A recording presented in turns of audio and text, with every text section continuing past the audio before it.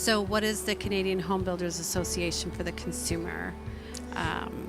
Yeah, why would they want to look to you? Well, I am a consumer just as you are in Sure. other worlds, and I think it's very clear to me that you want to work with someone who is professional, reputable, has been, that you can trust that they're going to build your home for you and do a good job on Right. it.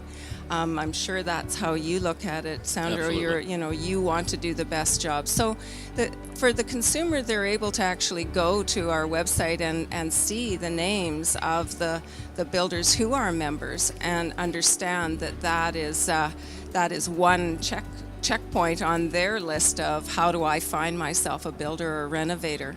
And so I think that's really important. They know also that our members are having to have education, like that's a prerequisite now to be educated Yeah. and to carry on with that education. So you're not just learning how to build something 35 years ago, but you continue, year after year to update yourself and keep yourself, right up to date on what's going on. Yeah. And yeah. I think that makes you feel good when you're a consumer, to trust your builder and know that you're in good hands. Yeah, absolutely. I guess gone are the days when you were a part-time builder and a part-time fireman kind of thing, It's just the level has really gone up for what they're doing. Yes, I think it has, and I think it has to, Yes. because the materials that you're using, the processes that are involved, they're all much more intricate, they're much more complicated and much more expensive, and so you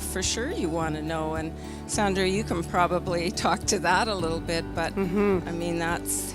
Yes, so in the last little while, the building sciences definitely have complicated structures more. So we're learning more from history. Leaky condos, for one, has really pushed us into finding better ways to construct the building, especially the building envelope.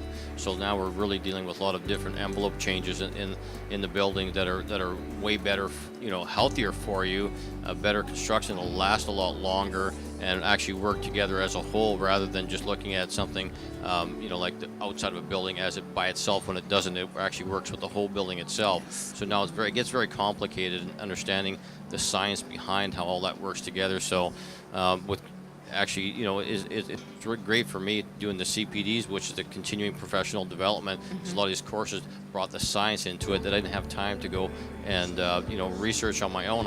It's nice to have that.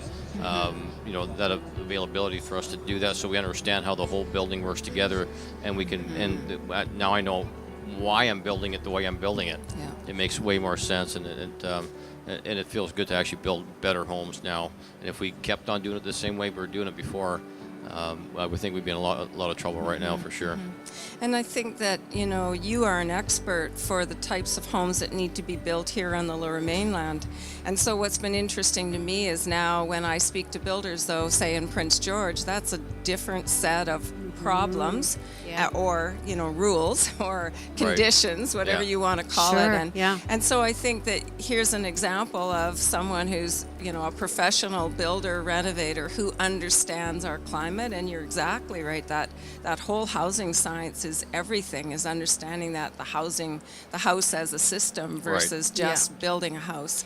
And I think that's where the certified, professional development has been a good way to put some kind of put a level there that customers or consumers could understand, because it isn't that you weren't doing it before and taking that education, but now it's documented, and so Yes. that raises the bar. It really sure does. Yeah, Right. yeah, Yeah. it's amazing.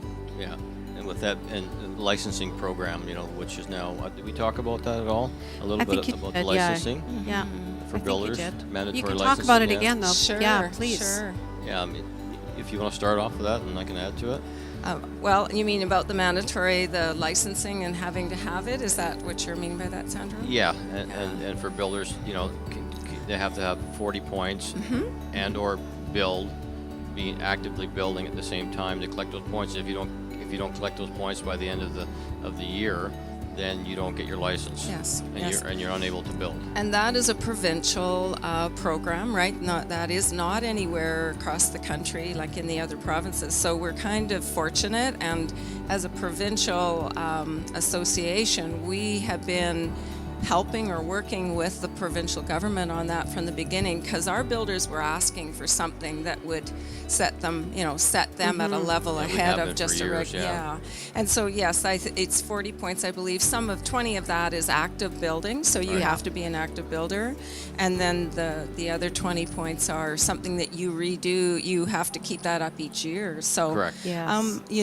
I think it has worked out well, and some builders are right on top of getting that all taken care of. Some Yes. leave it till the last minute, but it's all, they still get it done, and they know they have to, because Yes. it's a requirement. Yeah. Now that is not there for renovators yet, just for licensed new home builders. Is it coming in for renovators? It will in the years to come. Yeah, it will, just because, again, it makes sense, but it's a Yes. little more complicated. But what happens with a company like yourself is you do both, so you are already a licensed builder, and then the fact that you do renovation is just a plus for your consumer. Yes. Because you have those skills and you're keeping that education up, right? Yeah.